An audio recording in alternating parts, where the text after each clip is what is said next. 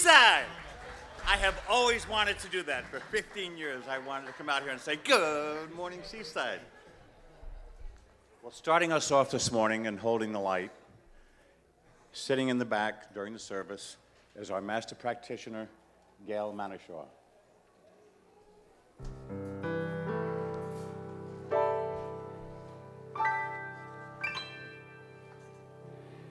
And for those of you who have been coming and taking classes for a while and perhaps have interest in becoming a practitioner, next week we will be holding an Introduction to Practitioner training for the upcoming 2-year commitment on starting in September. So if you've thought about becoming a practitioner and want more information, please come and attend that class. All of those of you in the back, listen up. I'm going to tell you what's going on here tonight. Okay. Today is the first in a series of wonderful spiritual interpretations of Broadway musicals and shows. And this is the first time that Reverend Christian has done it in quite a few years, but he has a terrific special way of interpreting Broadway musicals and how they relate. Oh, dream. Oh my. Just bringing up the memories of when I first saw Les Miserables. It was in the 80s and it stirred my soul, but not as much as when I came back from Hawaii. It was 1990 and my dreams had been shattered and they had been broken, and I watched that show and I just sat there crying and crying. You know, Victor Hugo put together an amazing story with profound human questions that I can't answer for you. These are the kind of questions you need to sit in your meditative spot and ask your soul, what are the answers to? And so what I thought I would do with this morning's message is I will tell the story of Les Miserables as Victor Hugo put it forth and was brought forth in the musical. And I'll point out some of the questions that are there that will challenge our soul. And the musical starts with this great baritone men's group just singing, look down, and the guys are on the chain gang pulling in this busted French battleship into the dry docks. But there is no mechanics in those days before the French Revolution, so the men are pulling in, the waves are crashing down on these guys. And here's our hero, Jean Valjean, who is serving time, 19 years, for one of these soul-stirring questions, one of the questions that are asked from the beginning of time. Here is a man serving in these horrendous conditions because his sister's child was dying of starvation and he stole a loaf of bread. That is one of those biblical questions. If your child is dying from starvation, is it okay to steal a loaf of bread? I think a bigger question is, what kind of society do you live in that allows a child to starve to death? But here he is, 19 years serving because he tried to save a child's life by stealing some bread. And so at the end of this big rousing number, and you got Javert, the prison guard, looking down from this high loft upon these men, and he just sees criminals, he sees thieves, he sees murderers. He's looking through the veil of his consciousness. He is looking through the veil of seeing these thugs. He's not seeing a human being. He's not looking with compassion. He's not looking with the heart and soul. He's not looking at a man who is trying to save a child's life. He is looking at a thief. And it comes time to give him his parole papers, and he stamps it and says, you are on life parole. Every 30 days, you need to come back and check in and get that stamped, or you are a wanted man, and I will hunt you down. I will spend my life tracking you down. You talk about looking through a screen. You talk about one of the classic metaphysical stories. Who's in prison here? You know, if you're not forgiving and you're not surrendering, it is the prison guard, who turns out to be the inspector general of the police, who spends his life caught in this unforgiveness, tracking him down. He releases him, and Jean Valjean is out there now looking for work in a society that has nothing to do with criminals. You are a thief. You will always be a thief, is what he is told. He is beaten. He is scorned. He is abused. He is spit upon. He is cast out, and he is trying. He is trying with all of his spirit and his soul to find legitimate work. Find him hiking in the mountains in the snow, exhausted, starving to death. When he comes across a church, is that not the classic spot? The church, place of hope. And the Monsignor invites him in and says, come in and rest. Forgive. Forget the world that it sees you as wrong. Know that you are welcome here. And he has the nuns fix up really his first meal, and he just devours it like a scavenger dog, just the soup. And they look at him and just realize the pain of his soul. They look with the eyes of God upon this person. That night while he's lying in bed, he's thinking, what can I do? What can I do? I can't work. And he's taken up to thinking that I will steal the silver of the church. And so he does. He gets up, he fills up the bag with silver, and he takes off. And it's like, here's, I'm a thief. And in the midst of the night, you talk about a habit. A habit, you form a habit, but then a habit forms you. I don't know what else to do. You get caught in the spiral. A pilot, it's called a death spiral. It just goes down more and more and more until you are trapped by this habit that is just tearing your soul apart. Not who you are, but it is what you know. He's singing the song, I'm a thief in the night. What has happened to me? And he is captured by the constables, and they bring him back to this monastery, to this church, and they throw him down in front of the Monsignor with the bag of silver he has stolen. It's, Monsignor, he has stolen your goods. And the Monsignor approaches him and says, but you forgot the best. And here's one of the classic stories we have woven through our ministerial talks for decades. He brings the best silver candelabras and he gives them to Valjean and says, here, this is the most valuable. You forgot these. Take these. And he says to the constables, let him go. He didn't do anything wrong. I gave him this. And in that moment, the guys leave, and the Monsignor says to him, use this silver to save a soul for God. And it's in that moment something shifted inside of him. In that moment, that Monsignor did something we talk about here. It's about seeing that presence of God. It's about seeing that Christ consciousness. It's about seeing the good in another person, no matter what mistakes they have done. No matter what they have done, if you can remember to recognize that Christ presence, that divine presence, and something can happen. And it did. So the story progresses. It picks up 10 years later. And Jean Valjean took that silver and used it for good. He created a factory in a little town, became one of the most successful factories around. Paris recognized the good that this guy was doing. He was employing hundreds of people in a time of extreme impoverishment, when nobody was working, nobody had money. He employed these hundreds of people. He was the mayor of the town. There was this great respect around this man, and yet, as everybody looked upon him that way, Javert, the police inspector, that guard knew that this guy, Jean Valjean, was prisoner 624. Yeah, he was the prisoner. 62401.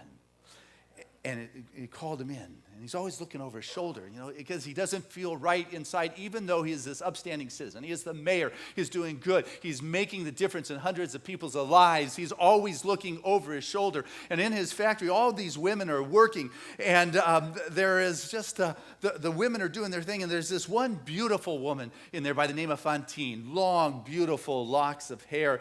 Innocent, pure, just this, and stays to herself. And the other women in the sewing, they don't like this. They're catty. They say, what's up? Why are you so pure? And all that kind of stuff. And they discover that she has a child. You heard this song about a dream. She had a dream that, in the summer, the father of her child would come back, the dream, they could live their dream. And yet here she is, just selling her being to make enough money. She can't even take care of her child. She has to have other people take care of it. She sends everything she makes to take care of her child. She gives it to this other couple. She doesn't have a clue. She thinks she is creating a good life for her daughter. And the truth is she's being abused. And it's a horrible situation in a tavern. And the girls find out that she has this, and they say, what are you doing? You're selling yourself on the side, making a little extra money. How can you support this? And then the manager hears this, and they say, what, she's not giving any to you? And the manager wants a piece of her.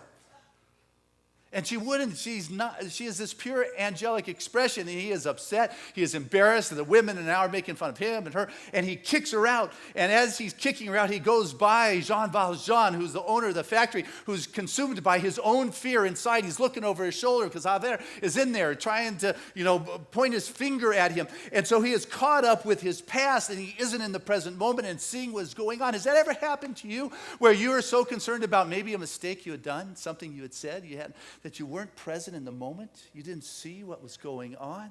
Here before his eyes, this saint is being kicked out on the street for no wrongdoing of her own, and yet he is consumed by his past, even though he is this upstanding citizen, and she is thrown out there. There's no work. It's pre-French Revolution war. Everyone is impoverished. It's a mess. It's not like she can go get a job at McDonald's or anything. She is out. She's walking. What do I do? My child. Hey, what would you do for your child? She decided she would sell her beautiful hair, her beautiful locks. The song goes, pretty ladies. Da, da, da. And when that money's gone, she sells her teeth. They extract her teeth while she is awake without the anesthesia of today, just the pain. And then when that is gone, what can she do? And they convince her to sell her body in the scene with the pimps and the soldiers and the mess and this ongoingness. And she is just horrendously beaten and abused and is just about in the place of dying, and they were going to arrest her because she spit on a soldier. And this is when our hero, Jean Valjean, comes on the scene and says, what's going on here? And she looks at him in disgust and said, you have done this to me, these broken dreams. I had these dreams, and now look at me. And his heart and his soul is just shocked. No, I didn't even see. I'm so sorry. He picks her up and takes her to the hospital. And he stays at her side. He's trying to revive her. And it's clear that she's not going to make it, that she's dying. And the room lights up, and the beautiful song, and he just rubs her forehead and says, be at peace.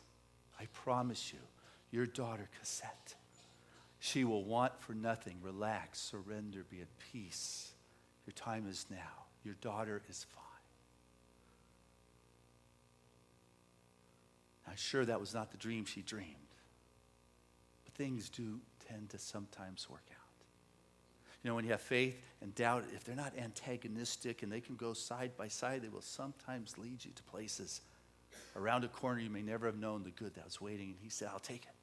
And then to top that off, as he said yes, and she makes her transition, and Cosette is without mom now, but a man who says, I will take care of her. And Police Inspector Javert comes in and says, you know what? They have caught Jean Valjean, criminal 62401. He has been taken in. His parole has now been situation corrected, and I want to apologize to you that I have thought it was you. I surrender. If there's anything, please excuse me from your presence. You are a free man. I am so sorry. And with that, Javert leaves. But here comes another one of those soul-pressing questions. Answer to prayer. He's a free man. He no longer is going to have to look over his shoulder for somebody chasing him down that will remember his past. His past has now been eradicated. He is now free to go take care of that little girl that he has promised would be taken care of. And yet, there's another person who will be serving his sentence. What do? Victor Hugo is profound in putting these questions out to us.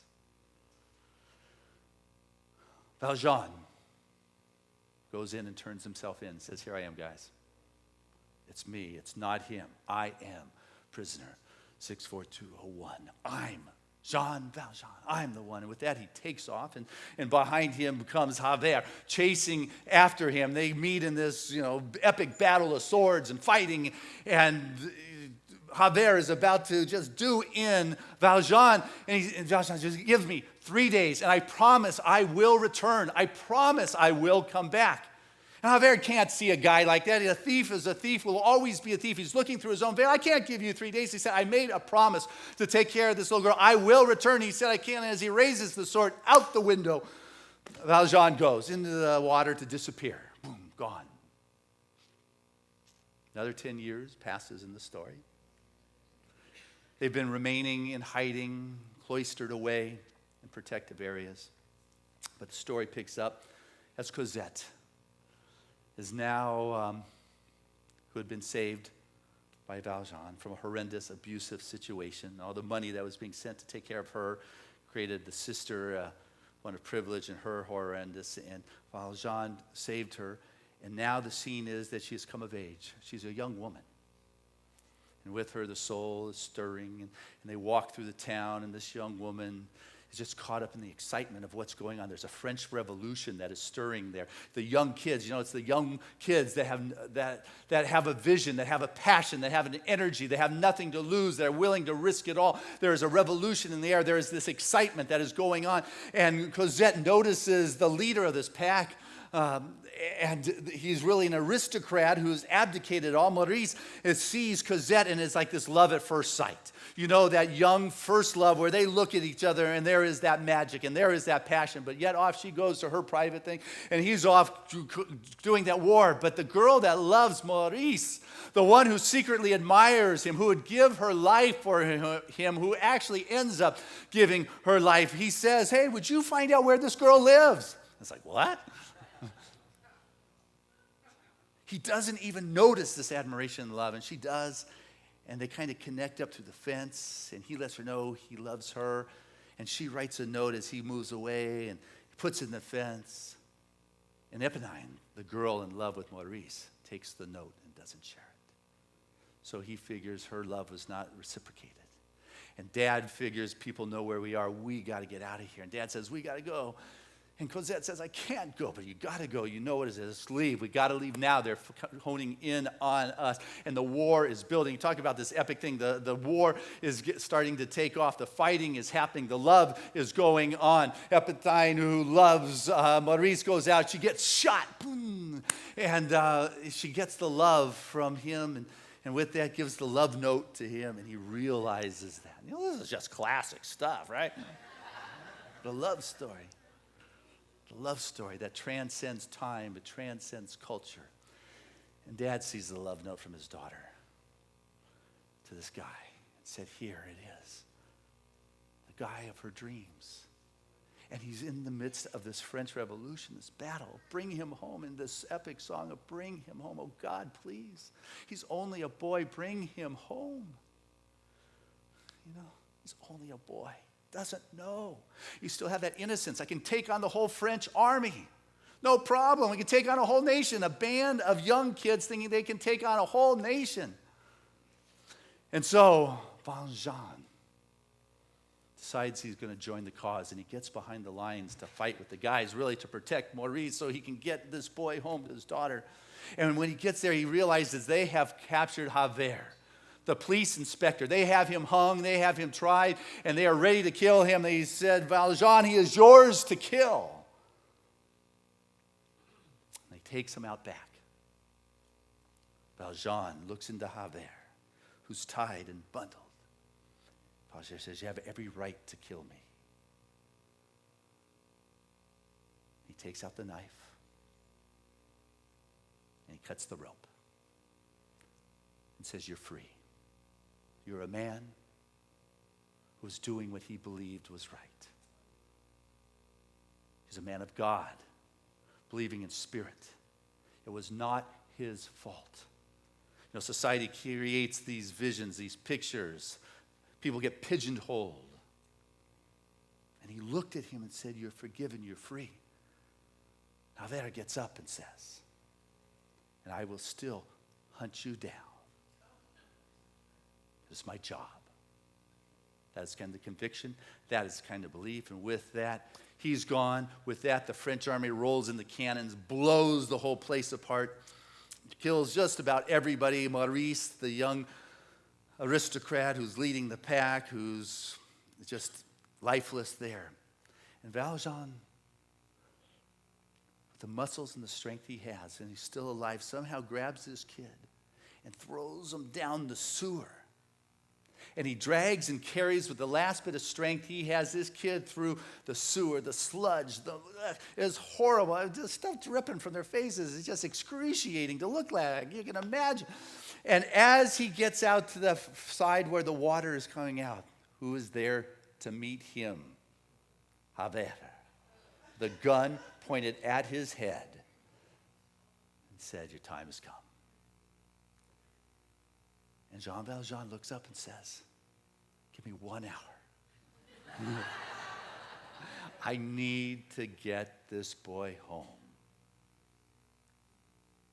And with that, he picks the boy up over his shoulder and he carries him right by the police inspector.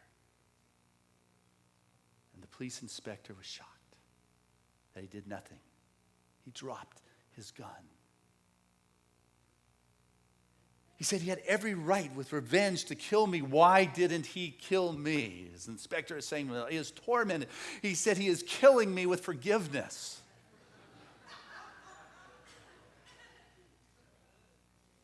You know, here is the guy that was in prison for 20 years, was the one that was hunting him down, the one who was unable to forgive. Now that he is in that moment, he is being tormented to the point where he leaps off the building. So the French Revolution really didn't take off at that point. Bastille Day, July 14th, happened in a different story, different place.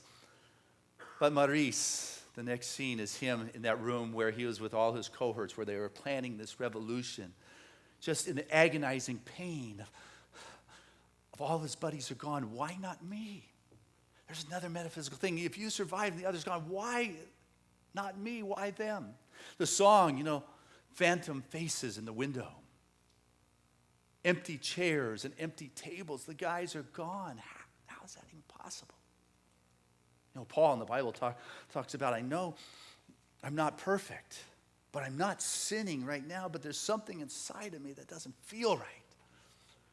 It's like a saying for all of us. Like, you know, I know I'm doing the best I can right now, but there's something inside me that remembers my past, remembers what I did. Why is it? There's something in me that just doesn't quite feel worthy. It is the collective consciousness, it is the societal thing that keeps us stuck in the mass, in the herd. Well, Cosette and Maurice, they get together, and it's magic, and it's love, and it's wonderful. And so Jean Valjean pulls Maurice on the side, and Maurice didn't know that he saved him. But he said, I need to share with you my past and my story, because I have to leave Cosette. Because if Cosette knows what it is I have done, I could ruin her reputation. I could ruin her life. So please just tell her that I have to go. Prima Chadron says, only as we expose ourselves to annihilation over and over that we'll ever discover that part of us that cannot be destroyed. And with that, he leaves, weak, old, to go live out the last days in the convent. He had a heart attack, busted, whatever it is, alone. When Cosette and Maurice find out the truth, that was really her dad that saved him for her because he loved her so much. And he loved her so much that he could not tell of his past and his history, that he just needed to disappear. And with that, they discovered he was there in the convent or the church, and they went. And as they arrived, he is beginning to move on to the beautiful music of Fantine, the young lady whose daughter he said he would watch out. She's there in the light, stroking his head from the other side, saying, be at peace, rest. You have done well. The room lights up with the Monsignor from the other side welcoming him home. You know, soul saved for God, for sure. And there's Fantine welcoming in his daughter Cosette, and Maurice saying, don't go. I love you. I understand what you did for me. It's beautiful. And with his last words, he said, it was a little girl that taught me to love.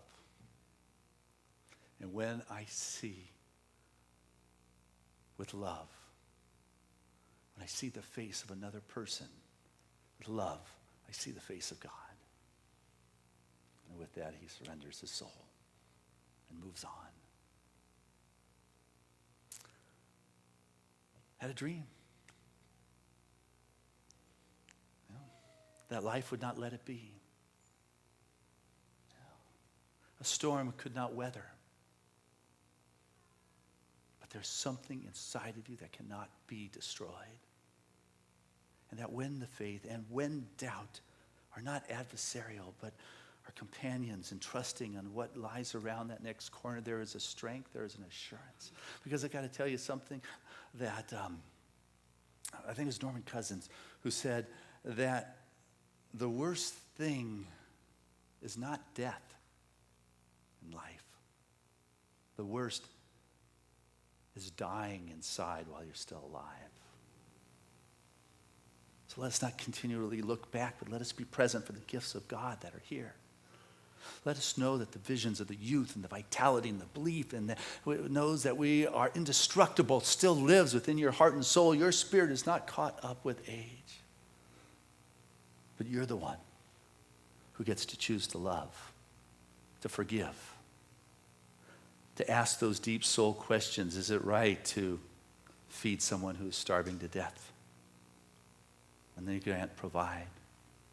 Is it right to forgive, to let go, to look with new eyes? So there you go, the story of Les Miserables.